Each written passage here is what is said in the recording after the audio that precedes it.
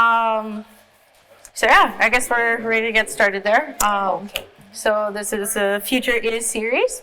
So the first question is, who are you? Who am I? So my name is Mailyne Briggs, and I am a Filipina Canadian. I guess I could go on more, but that's pretty much who I am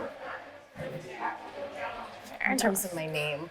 Fair enough. And I mean, You're gonna be super awkward. no, it's okay. No, it's all good. So that's who you are. I mean, Yeah. So then the second question is, what is your field of expertise? So my field of expertise would be anything multimedia related. So video, photography, graphic design, audio. Yeah, that's pretty much it. Yeah. So and I do have my own business, so I provide services like that as well as social media management and content creation. Okay, Yeah. cool. Gloria, you were listening to Gloria's interview, and we were talking about like incorporating more multimedia stuff. So it's really, I always really like when I get to meet people that are like into that kind of thing. Yeah, so I find it really interesting. Yeah, we worked on a few stuff. I think she mentioned that in the past, but we are hoping to actually collaborate on some of this stuff. Yeah. So we actually did this one music video for a song that she wrote called Fault Lines. And that was pretty cool because we included people from sort of all over the world. And it was to raise awareness for violence against women. And so that was it was a really neat project because it involved like having people not just submit an image, a photo of themselves, but we had one videographer who's actually like in Nunavut, and then there was me shooting some stuff with Gloria here in Ottawa, and then we worked with like another artist who actually during one of the scenes, she was painting Gloria's face, and I shot that as a stop motion. So it was like, yeah, so we ended up combining photography, video from like up north, and stop motion, as well as like an actual artist in this one video. So it was pretty cool. And we got like people from like all over the, like as far as Tokyo, Taiwan, I think. Yeah, it's really. Other projects that we've done, we've worked together as actually as part of my zero waste lifestyle. I took garbage. I basically, for like the course of the year, I saved whatever garbage I was making, and I was very limited, about maybe like a mason jar's worth of garbage. Oh, wow, okay. And then I took that garbage and started creating art with it.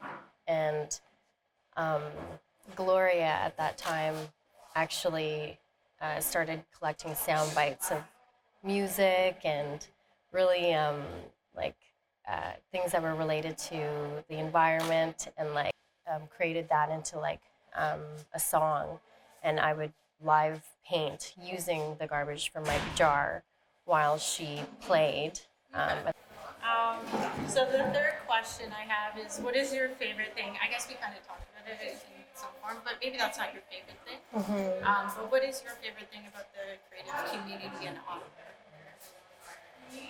Oh, nowadays, I think it's definitely the fact that there is more, that it's more diverse now, more now than it's ever been here in Ottawa, and the fact that it's really become more marketed,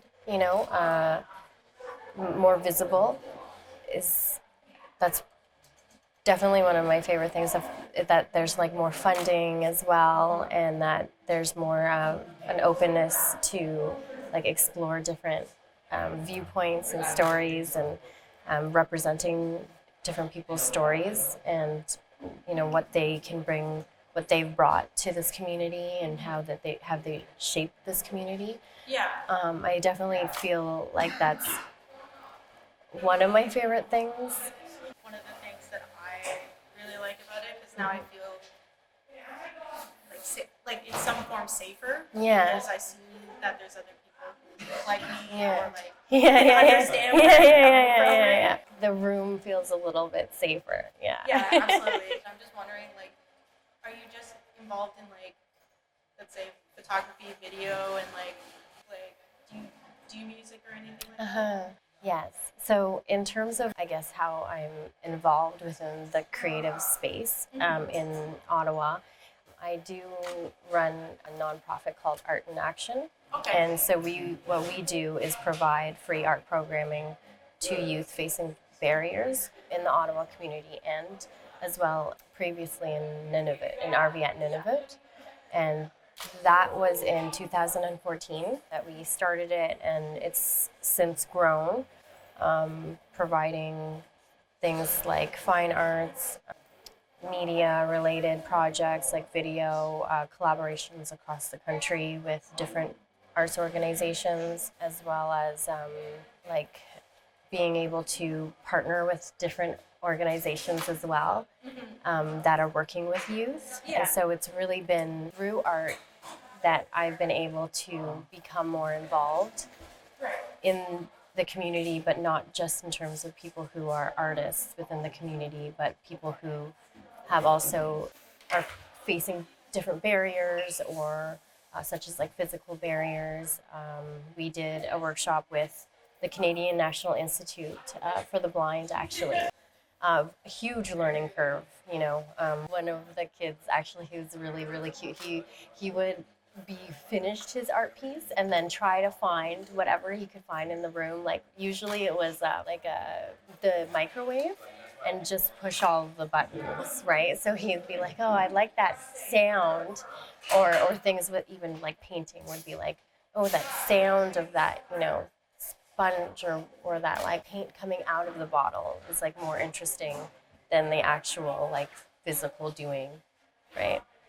So, so the reason why I was asking about that is kind of going back to the question about like feeling safe in those spaces. I was just wondering if you felt in those different creative spaces, like does your comfort level change just based on like the dynamics of it, or? I think like for anyone who's like new coming into the scene, right, like the comfort level is definitely like lower, right? Yeah. Like you're not sure, you feel like, oh, can I even do this? Your confidence level is like not as high as maybe had you been doing it longer. But I feel like it's safer now seeing people, like you said, like seeing people who look like you, or seeing people who, even the same age, in that same age range where you're like, oh, like I'm not actually, like young in this, like only young person in this space. As I think that's the one thing as creative people, right? We have lots of ideas and not like all the time in the world. Yeah, especially like I have a son. He's 7. He will be 7, and so yeah, he takes up a lot of my time. But I definitely have learned to prioritize well-being, but like my creativity, my need to be creative, in order to be a good mom. I have to prioritize that. Yeah, no, and that's definitely like a creative endeavor in itself. Because it's just like I want to do ultimate this. art project. Yeah. Yeah, like, I can't not like take care of you. Yeah. No, I think you're the first mom I've had on this, so that's Oh, cool. kind of really cool. Oh, that's So it's a awesome. landlord. There you go. Yeah. Yay. Yay. Representing the moms. Yeah, no, that's really important though, because I'm sure it does influence your creative process and like what you can do, right? Yeah. To some extent. Yeah. So you're more than welcome to talk about that if you like. But yeah, like in the beginning, I mean, there was like a huge change between like, having all that time for myself and then having to share it with someone. And not realizing actually that it I had almost lost that part of myself. Like, I hadn't been nurturing myself and my creative needs. Um,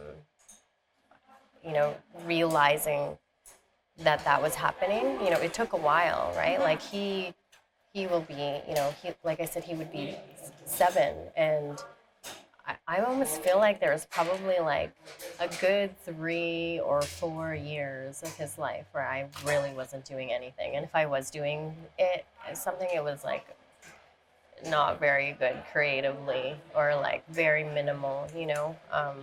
In the beginning, when I was producing, like I said, when I was painting consistently, painting because I needed to um, express myself, just in terms of mental health, and like creating these themes around everything that I was working on. And then, like life happened. I had a kid, and that whole family dynamic even changed. Like I became a single parent too, so it was like very, like, my life wasn't about me. It was like just about survival and feeding my child.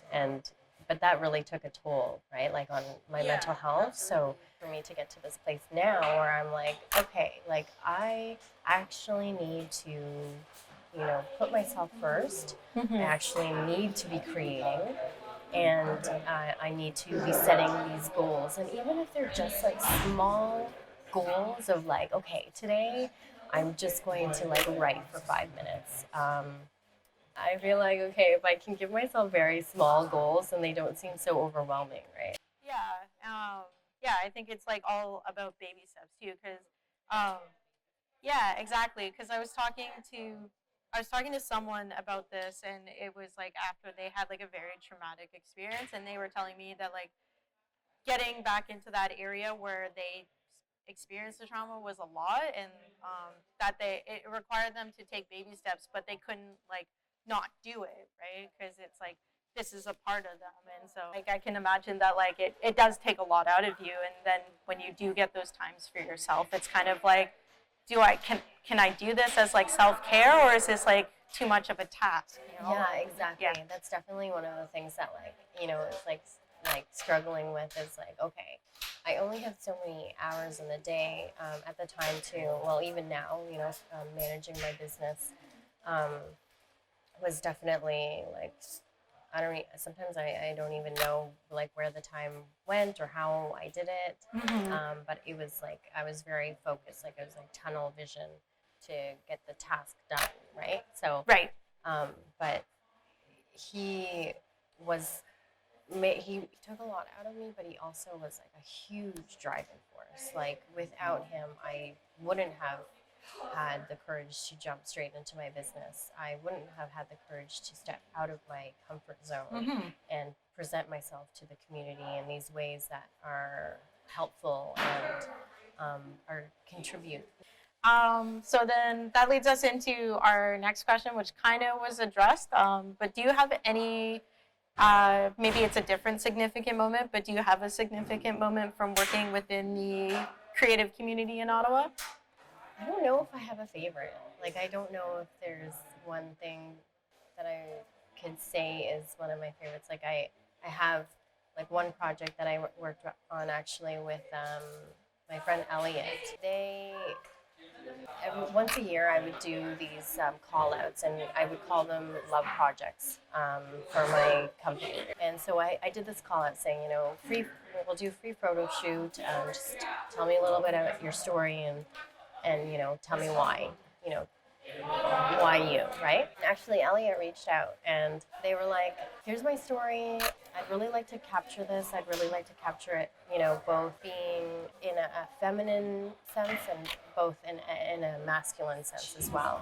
So, yeah, actually, like, their friend came and did makeup, and we did 2 photo shoots, like one where they were presenting as feminine and one where they were presenting as masculine, and like filmed a little documentary about it at the same time, and like combined that together. And That was really, really eye-opening, to actually hear what they've gone through and hear their journey even to get to their point now where they can openly talk about it. I feel like I gained a friendship from that and a better understanding coming directly from someone as opposed to just, reading about it in the news or, whatever, right? Yeah, so the next question, which is what this series is all about, is in your words, what does the future of the Ottawa creative community look like to you? Like, same thing as similar to what other people have said, accessibility. I would like to add on top of, feeling safer, having more venues that are accessible and even more inclusive and diverse, right? I've always, I didn't consider this until I became a parent, but as a parent now, I'm like seeking those places that even offer childcare. Like one of the places I like to go to is actually like when they have events at Saw Gallery because they have on-site childcare. And actually, one thing that I really, really loved and it would be so amazing if it was here in Ottawa. Is this a group actually that's based out of California, and they're called Moms in Film. Okay, and their whole mandate, is that they have on-site childcare whenever they're working on set, which is like amazing because if you've ever worked on set before, sometimes it can be like 12 to 16 hours, and and it's just like not as like convenient, and that's actually part of the reason when I first had my son, why I like gave up working in production. I was working in different aspects of it, so like as an assistant or like as even just like for craft services, right? Yeah. But those hours are super long, and they can be like really what do you call it? Like there's no set schedule sometimes, or like you don't know the call time until like midnight of that night, and you're like, well, I can't even get a sitter for this, right? So like something like that, where like now that they're building the soundstage in Ottawa, it's like, oh, like imagine if I could just like, like he's in school and stuff now, but like on those weekends where not everyone has someone to take care of their children, and childcare is expensive, right? Just be like, I'll bring him and he'll be safe. And even allowing that, like, the kids to see that environment, is super, like, powerful and, like, motivating, It's like if you, like, can see someone else doing it, then it feels more accessible to you, right? Like, just in this same as we've said before, but, like, as youth, because when you think about it, you're like, well, that kid's gonna grow up one day, and then they might have a family, and imagine what it looks like to them to be able to be like, I can still work and not have to stress, about choosing to have a family, and instead of stressing or whatever, to just still continue to flourish and like be like, I feel supported in this, that I don't have to like give up necessarily. Yeah, no, I totally agree. Because I think the only place I've seen, I didn't even know about, it's Saw Gallery, right? Yeah. Yeah, so I didn't even know that they did it. But the only other place that I've seen that has like, kind of like the childcare thing that like is actually super helpful is like IKEA. Oh yes, IKEA. Right? Oh my god. So like, so to helpful. me, that's crazy that like, it's only like a giant chain furniture store that would like consider that, because I feel like there are spaces that like I get it, like some people might not be kid friendly or like they're not about kids, and that's totally fine, but I feel like the space should still be like, simply having children shouldn't prevent you from accessing certain spaces. There should always be accommodations. Yeah, that would be one thing that I would really like, and also more two things actually. So for venues to have for more events that are non-alcoholic, so all ages, I guess, right? Even just like this one there was like a few nights where like my girlfriend and I, like, we were like, okay, let's meet up tonight. Like, what do you want to do? And we're like, we don't really want to sit at a bar and like talk. Like, is there any like coffee shops, like cafes, like cozy cafes or something you can get like, tea or juice or something, but it still feel like a social outing and not just like a Tim Hortons, right?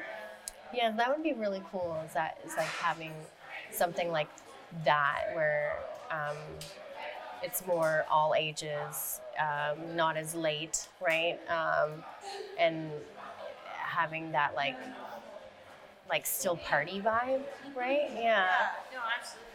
Yeah, and I think I wonder, I'm wondering if your perspective on it is like, do you find that like I don't want to generalize, but like I feel that like the creative community, because I've never thought about this, and this is like my privilege of not being like a parent, so I don't have to think about these Right. types of things. But do you find that like the creative industry can be more privileged towards people that are not pursuing that part of life? I definitely have.